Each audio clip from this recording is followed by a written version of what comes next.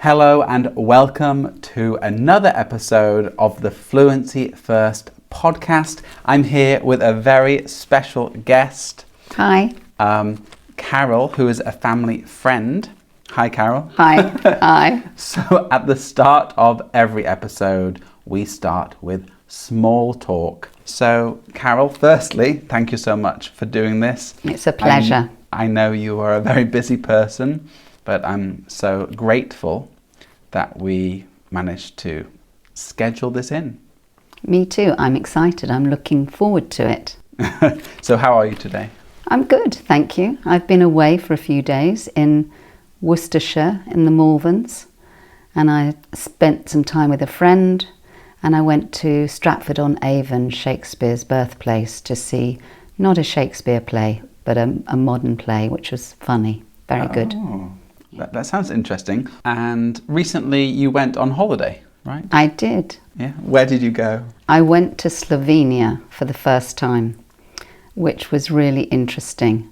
It's a tiny country. Yeah. In terms of comparing it with Britain, it's about the size of Wales. So it's only about 200 miles at the greatest length. I didn't know it was that small, actually. New Jersey, comparing it with New Jersey is another comparison. State of New Jersey. Right. And it's very wooded, mountainous, green. Green in two ways. So it's green because there are loads of pine trees and countryside, but also environmentally conscious. Wow. So the capital, Ljubljana, there's no litter. They have a lot. Sounds amazing. It is really beautiful. And, what was the food like? It was very cosmopolitan, actually. I think traditionally I probably wouldn't have loved it because it's quite heavy Germanic food, and I don't eat meat. So, but because there's a lot of international influence, there's a lot of good continental style cooks there in the capital. So now it's time for the next topic, which is family and connection. Because Carol, you are a family friend, right? I know you through my parents. So do you remember the early days of getting to know our family? I do. Yes, I remember coming to one of Rachel's, it could have been her first birthday party, or certainly under 3, in the back garden at Conallen Avenue, with your wider family there. So I remember Wendy's sister there, all the kids playing in the garden, and Wendy's effortless hospitality. My mum always used to say, Wendy's amazing, isn't she? She's so relaxed. She's so relaxed. So my mum got to know your family through coming up here at Christmas and spending Christmas Eve together. Right. So yes, how did I get to know so I got to know Ian more because we ran quite a lot of training, and then he offered me some work when I wanted to leave my organisation. He offered me 6 weeks' work. And that was my jumping off point. I decided, right, I'm going to go. Wow. And so then I did some work for him, and we worked together on various things. And with Wendy, I got to know her because she came to the women's group. I can't remember how often we met, but let's say once a month. And we talked about deep personal stuff. And we shared all our ups and downs. We shared our inner lives with each other. And Trish, who you also know, and I were running that group, and we used a book that was written by some expert women's developers and therapists. So we asked searching questions of each other, you know. Wow. Yeah, I mean, just so everyone knows, we went on a lot of joint family holidays. We did. And I have a lot of fond memories of going to France with you. You also liked French. I did. And obviously at Christmas time we would have parties here and at our house. So yeah, I also have great memories of that as well. Yeah. I mean, the holidays were incredible because we've spent quite a lot of holidays either in Brittany in France or on the Ile de Ré, that very gorgeous island, cycling around it. And Harry, my son, used to love talking to David and seeing him play the guitar. I think it was a bit of he looked up to you in the early days, I think, when he was younger and you were older. And those holidays were such fun. And they were also a lifeline for me because they were a way of me having a holiday as a woman who later became divorced. So when my marriage changed, I came on holiday with your family and my child, and we were really, really enveloped in that family environment. And I also got to know your grandparents, you know. Right. And I've loved getting to know them. Yeah. And my mum loved getting to know them. So we actually were on holiday in France with my mum and your grandparents and all of you. I got pictures of her bowling on the beach with Peter, your grandfather. Sounds lovely. No, I do remember the holidays in Brittany, even when I was very young. Yeah, but only vague memories. But anyway. And the other thing, sorry to interrupt yeah, no, you, that's fine. Yeah. is that also as you've grown up, you know, I've got to know your nearest and dearest, and also helped certainly Emily and Rachel think about their work and have practice interviews and things. So I've been very honoured as a family friend to do those things. Yeah, you've helped all of us so much. And you were also the celebrant at my wedding, right? Yes. How do you describe celebrant? Well, it's the person who takes care of, holds the whole sort of ceremony. So although I'm not a vicar or a priest, and I wasn't officially marrying you, I was seeing to it that it went in the way that you and Jean wanted, and that it included everybody. And yeah. Right. Yeah, absolutely. Yeah, it was a lovely day. It was the most incredible thing to be asked. I was so honoured to be asked, and I loved doing it. Nearly forgot to ask you to say something. What was it? Was it I do? Or something? Oh, yeah. The main bit. Yeah. Oh, that's so funny. It was a magical day, wasn't it? It was. Very, very special. Yeah, and I was there for the whole weekend, so it was fantastic. So let's move on to travel. So you've travelled quite extensively, I would say. Is there a place that changed you in some way? Gosh, that's a good question. It's interesting because I'm going to talk about somewhere that isn't that far away, and it's Cornwall. Oh, Cornwall. Southwest England. Okay, and how has it changed you? Well, I think over time. So I went to Cornwall first on my honeymoon with my then husband, and I went there because his family had lived there when my mother-in-law's father was ill and had TB, and he could recover better in that climate in the old days. And so there were lots of stories and pictures about Cornwall, that part of Cornwall. So I spent a week there and I fell in love with that part of the country. And I subsequently went back there for holidays with Harry and Martin.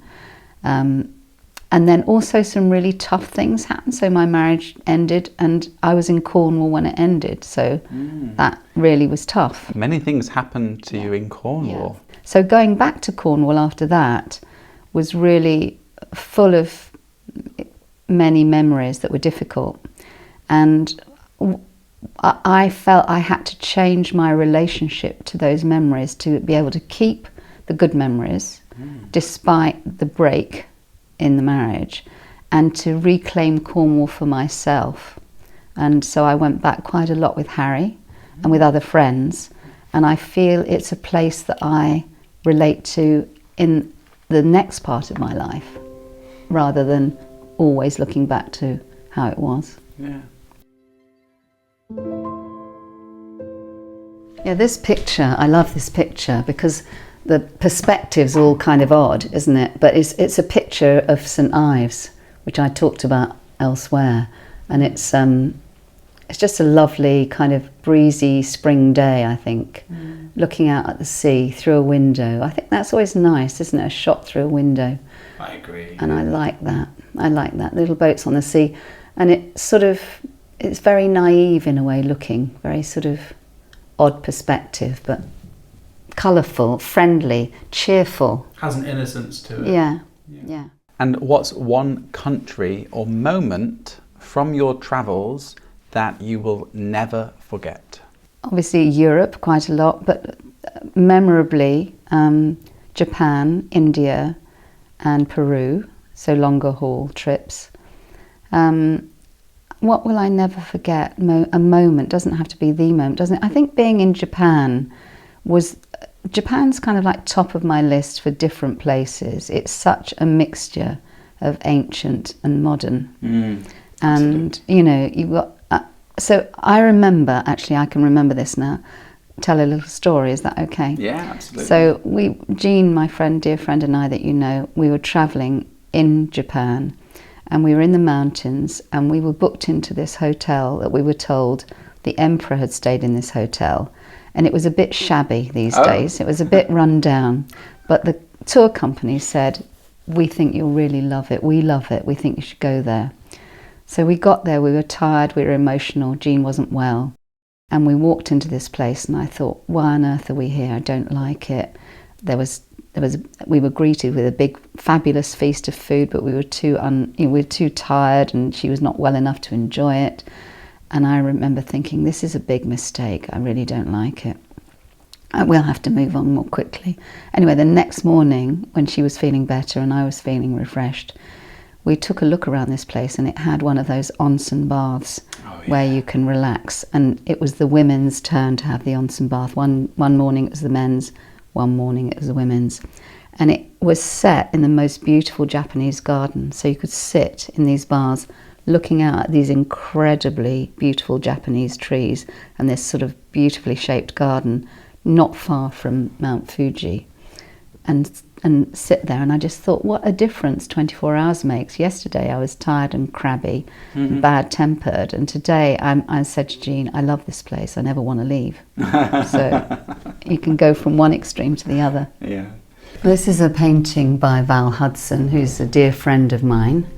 And it's kind of, I like the different textures in it. She puts paint on, she rubs wax on, and then she kind of takes some of the wax off, and you get these different textures.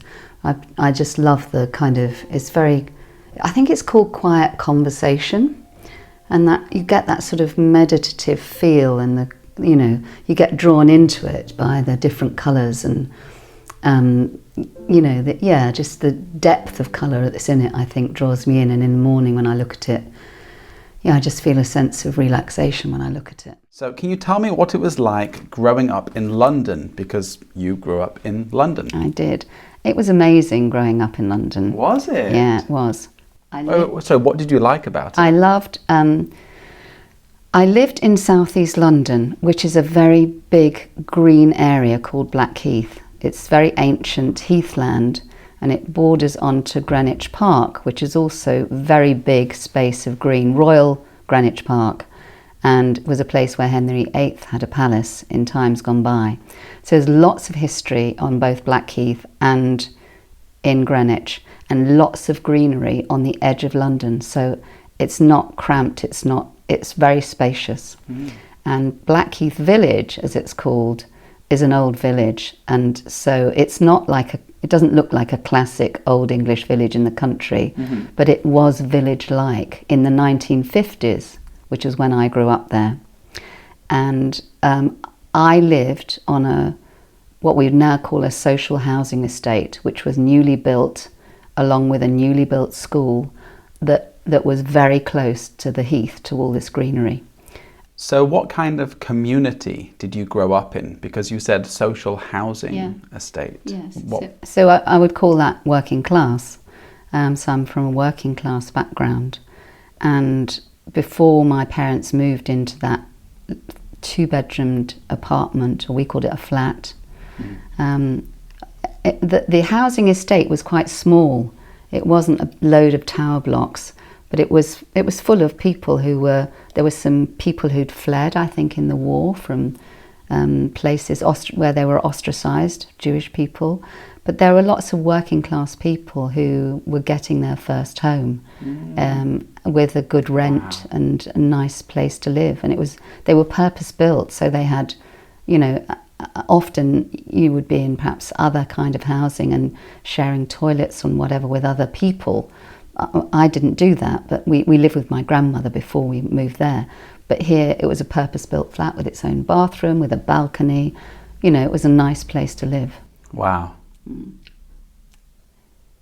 And Blackheath is quite a posh place. So there's quite a lot of money in Blackheath. Now or back then? Always, Oh. yeah. So there's some incredibly beautiful buildings, houses that were built. So at the top of the road where I lived, there's a whole row of big Georgian houses looking out over the heath towards the park. So there's a lot of money there, and there always has been. So it was a place that you had a lot of people who could afford nice things, and Blackheath shops reflected that. But equally there were several council estates, social housing estates around the railway line. There's a railway line that 20 minutes into central London, and the newly built school was a state school, and in Blackheath, well, near to Blackheath, there were also schools that were public schools where people paid for their children to go. So you in Blackheath you have a mixture, as you do in most places in England, of working class, middle class, owning class, I would call them. And a lot of people think class isn't a thing anymore. I think it's still there. I think it's changed, but it's still there. So you grew up working class, but you went to a grammar school, right? I did. That's where you have to pass a test, the 11 plus, and you get accepted into the school. And I heard, because your accent, you know, it's quite unique. I think you had elocution classes, right? Yeah. What was that like? Yeah. It's funny because they didn't call them elocution classes. Okay. So the girls whose parents had aspirations for them to talk properly, because, you know, if you're properly. So I'm actually a Cockney by birth. Right. So because I was born within the sound of Bow Bells. But nobody would think that I'm a Cockney because of the way that I speak. Although I can talk like that if I wanna, right? But my sister had a very different way of speaking to me because of our schooling. So we did have speech and drama lessons every Tuesday throughout one of my years at school. And that meant the whole class of girls had to stand on the stage one by one and talk to the audience of the rest of the class, project their voices to the back of the school hall, and say pick a subject and talk about it. So it could be what you'd been doing that weekend. And you had to talk for a certain amount of time, you had to stand well, and you had to give this kind of speech. We also had some books which trained our accent. So we had books, I'm not kidding you, which said things like, "The rain in Spain falls mainly on the plain." The rain in Spain stays mainly in the plain. The classic line. The classic line, which is in Pygmalion, Bernard Shaw's play, you know, about training a girl to talk properly. So there was this underlying sense that they were doing us it was a good thing to be done. I didn't ever question it. On the other hand, what it leaves you with is a kind of bit of a crazy mixed up kid around your identity, because I don't sound like my family sounds. Yeah. And often when you sound like this, people think you're stuck up, that you're a snob, that you're looking down on them, that you're somehow not real in some way because I've learned to talk like this. Right. I think it's like interesting. You're putting it on. Putting it on, yeah. So of course we were taught to do that. So it wasn't our natural way of speaking, and all the girls had it. But in some ways it stuck with me. I don't know why it stuck with me. And I think because I was interested in my education, and as I went to university, I think you get what's the word? You get messages really that in order to fit in and to get on, there is something about the way that you speak. And certainly in the 50s, when I was growing up, in the 60s, there weren't lots of different accents on telly, on radio. It was a very, very posh RP, received pronunciation. And when I came to Sheffield, I did stick out like a sore thumb. I can only imagine. Yeah. So you said when you came to Sheffield, you stuck out like a sore thumb. Great phrase to learn, everyone. How did that feel? Can you just tell me a little bit about that? It felt, I was sort of used to that in a way. I wasn't actually, no, it was very noticeable because Sheffield's a very working class city, and you're in Yorkshire, and in Yorkshire it's not just that you have the short A's like bath and grass and past, but you also have quite a lot of ways of saying things that are particular to Yorkshire. Yeah, a lot of dialect words. A lot of dialect words. Yeah. And I was going around and talking to 16 to 24-year-olds who were unemployed, and often young men, and so there were a number of things there. So they were often shy and embarrassed and sort of looking at their boots and not looking me in the eye. Really? And also, when they did talk, they spoke quite quickly with this Yorkshire accent, but also with a dialect. So you couldn't understand them? I could understand them because I'd been an English teacher. So, and I was very interested in dialect. So I've got a good ear for that kind of thing. Okay. And I picked it up. But initially it was harder work. It's like learning English in a class and then going to England and having to really listen to how it's spoken on the ground. And it was like that with them. So it took me a while. And then of course I was definitely not like them. So I think when you've got difference like that, and there are all those things that people associate with how you talk, like as I said before, people think you're posh, that you're stuck up, that you think you're better than they are. All those things that go with that make the actual rapport building and the relationship building with someone you don't know quite hard. You've got to, I felt I've had to work quite hard at building relationships for people to see beyond that, really, in a way. Beyond the accent? The judgments, about the accent.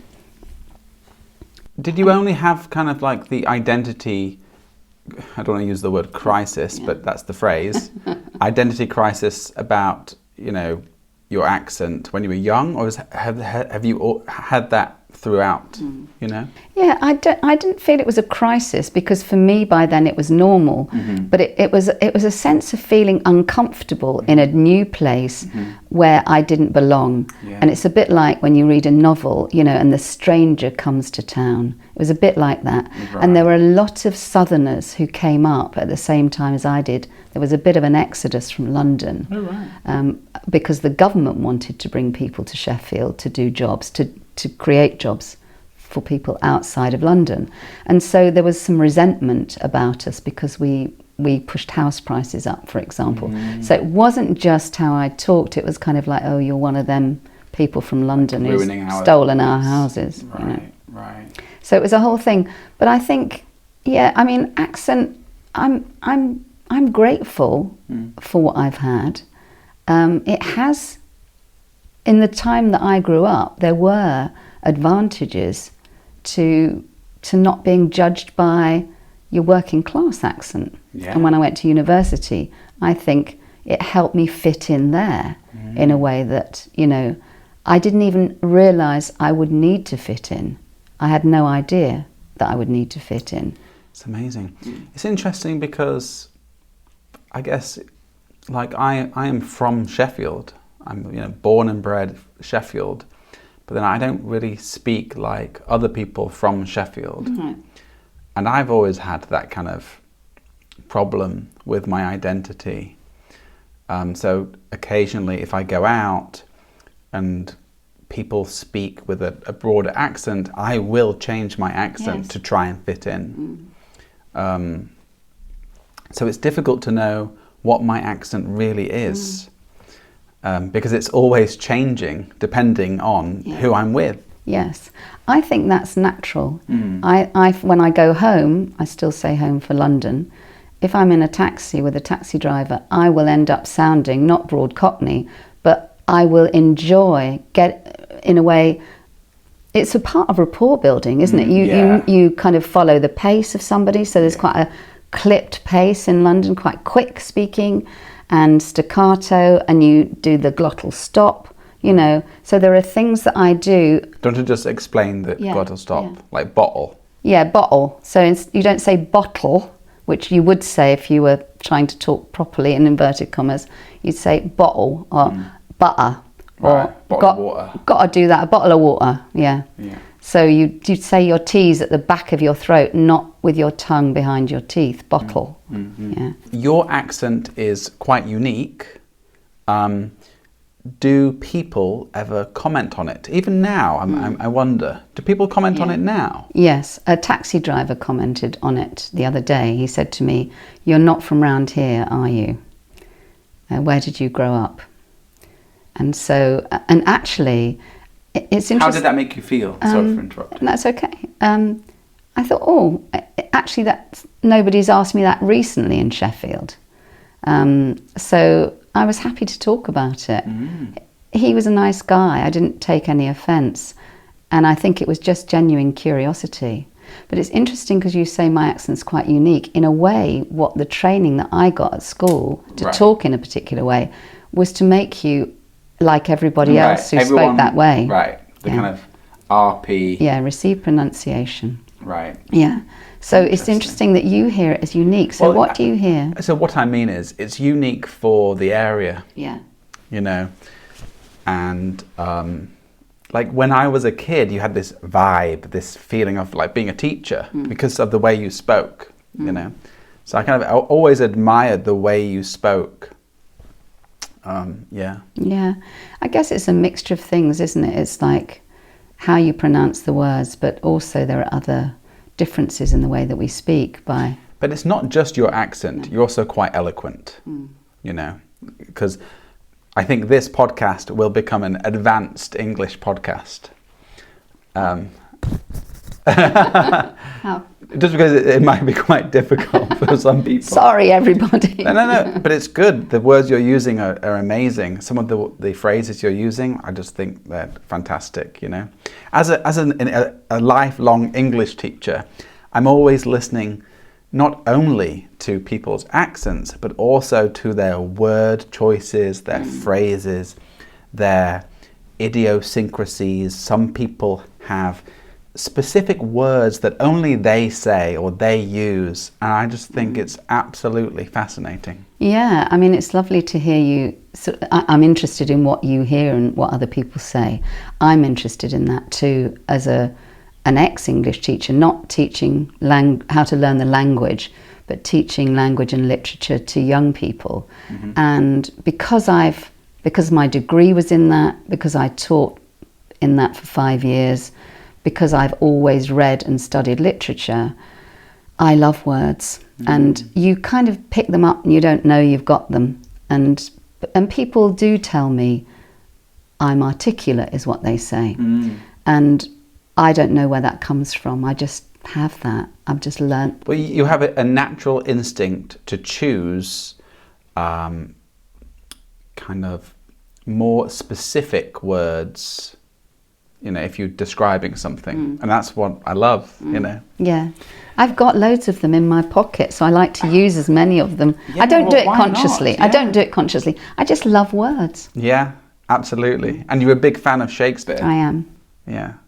And yeah, of course you write, and you're an avid reader. And do you think accent still says something about class in the UK? Yeah, I do. So Harry, my son, who's born in Sheffield, a Yorkshireman, he's got short A's, Bathgrass, whatever. But he talks well, like you do, in inverted. We say well, so there's a judgment in there, isn't there? It tells you that language is related to class.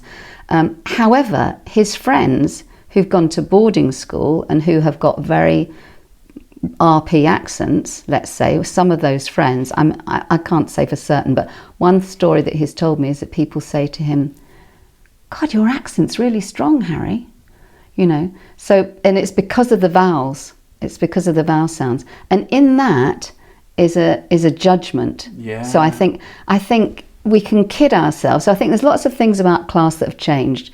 So education's become more available. Irrespective of your class. Jobs have become more available. We see more representation from different classes on TV and on the radio. Nonetheless, people are still often interested in your background, and voice is one of the quickest ways that you start to get a sense of that, you know. Yeah, it's interesting because I don't think I can ever say bath and grass. It has to be bath and grass for me. I can't change it, and I never will. No. And you shouldn't have to. But my use, so like cup, I've started saying cup rather than cup. Yeah. That I haven't started that. I mean, that started a long time ago, but that did change in my accent. I noticed. Yeah, accent definitely does say something in the UK. Do you like that? I think if it was free of judgment and kind of assumptions about, it's where people go to next. You talk like this, therefore, ... it means this. So if it was more about, wow, that's different, that's varied, that's rich, you know, how did you get to speak like that? But it's not. It's kind of like there is a sense that, you know, there's something missing, or there's a lack, or there's a shortfall. So I think it's because of the next step, the meaning that we attach to that, or that some people attach to that. I think there's less meaning attached to that. Sometimes the way that you speak, people assume that you're not as bright if you speak a certain way. People see, so voice is another way of to sort of sort. Do you sound like me or not? You don't sound like me.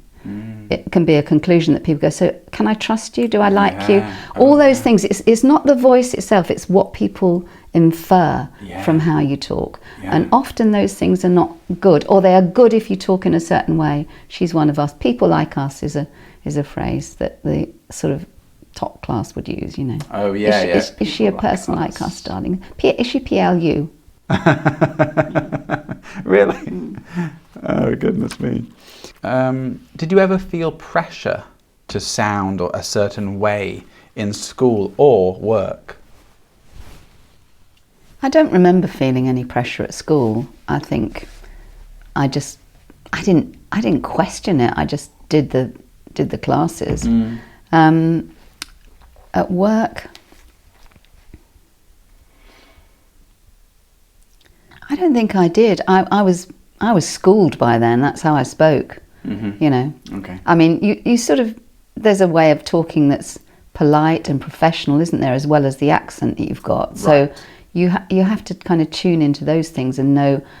You know, I worked in a theatre box office, and you know, you had to give service and work in a particular way for my sort of Saturday job to earn some pocket money. So you pick those things up about this is what it means to be in hospitality or in service to others. So you've got to behave in a certain way, and how you talk comes with that. You don't say, "Yep, do you want?" You know. You say, "Good evening, sir. How can I help you?" That's so interesting because my mom's first job was working on the market, the vegetable market, where she also had to speak in a certain way and have good banter. Yeah, exactly. Very different. Very kind of the same but opposite. Yeah. So there were expectations of how you should speak. Yeah. Like if she tried to speak very proper on the market, people would, I don't know. Would have given her a wide berth. I mean, it's emotionally intelligent. You adjust your language in the same way that you speak a different language in a different country. It's like that in environments, isn't it? There's a certain way of a vocabulary, a dialect for different jobs even, you know. Yeah. So it is time for the last section, which is the reflective and what I call challenge questions. Yeah. So take your time, don't feel pressured to answer straight away. So the first question is, what's one thing you've learned that you wish more people understood? Good question. I don't know. I think I'm not a very patient person, and I think the importance of patience is really valuable. So giving time to others, particularly on the roads, for example, that kind of courtesy. So I think patience and courtesy. Patience and courtesy. Yeah, patience. And there's something about in the NHS, there's this word civility. And there's been a lot of research that civility saves lives, that when you talk to each other well and kindly and politely and patiently, it saves lives. Yeah. I'm a big fan of kindness, politeness and patience and compassion, right? Yeah, they all fit together, don't they? Absolutely, yeah. Next, has your idea of happiness changed as you've grown older? Yeah, I think it has. I think I've been lucky to have had a lot of good things in my life and experiences particularly. And I've earned reasonably well, and I've been able to support myself and have the things that I wanted. So I suppose in many ways I've been able to satisfy a lot of the things that I might have yearned for. And that in itself is a kind of happiness, isn't it? But I also realise the value of simplicity and how important that is to me. And how, having time to really savour things and take pleasure in small things really matters. Good food with friends, done a lot of that with your family. Really important to me. Small pleasures. Even average food with friends is great too. Exactly. Right? Ordinary food. Bread and cheese and wine. Exactly. Who was it that said that? Maybe Socrates or one of the philosophers. All I need is just cheese and wine, bread, cheese and wine and some friends. Great. And I don't know what the quote is. I'll try and find it. Next is, if you could talk to your younger self, what would you say? Trust your instincts more. Trust your instincts more. Yeah, definitely. Would you like to elaborate? Yeah, I think there are times when you have a sense that something is right for you, and I think there have been times when I've really acted on that, even when I was younger, saying no to something that I didn't know why I was saying no to it, but I think was a good no. Equally, I think if you have a concern about something that you brush aside, that keeps reappearing, then your instinct is telling you something. And I've done that. And I wish I hadn't done that. Right. I mean, do I wish I hadn't? I did it. That was how it was. And I think I could have done something sooner. My instinct was telling me sooner to wake up and do something. So trust your instincts. Trust your instinct. And I like the bit, the learn to say no. Being able to say no for some people is very difficult. It is quite difficult for me. It is difficult. Yeah. Kind of a fun one. If you could keep one book, what would it be and why? Oh gosh, that's very difficult, David. If you could only keep one book, keep one book. If I could only keep one book, I don't know. I mean, I don't know if it would be this one. I'd have to look on my bookshelf. And I've got rid of loads of books. But it'd probably be a Jane Austen novel. It might be Pride and Prejudice, which is quite funny. And it might be Persuasion, which has got a bit more sort of sadness in it, but also a happy ending. Right. Great. And the last question of this entire podcast, but a very important one, is what does a good life mean to you? Well, it's sort of a bit like whoever it was, if it was Socrates. So I think a good life for me means being healthy, doing things with people you love, and eating with people that you love, and treating your family, staying connected to my family. I mean, I haven't talked a lot about my family, but Harry is my immediate family and my extended family in London. Very, very important to me. Family and friends is a good life. Having family and friends and connection and creativity and nice food and drink. Absolutely. Carol, it's been a pleasure. Thank you so much for doing this interview. If you're still here, thank you so much for watching. Thank you. Remember to get the free PDF in the comments so you can follow this podcast. It will really help you and help your language learning journey. So thanks a lot, everyone. Bye-bye. Thank you, everybody.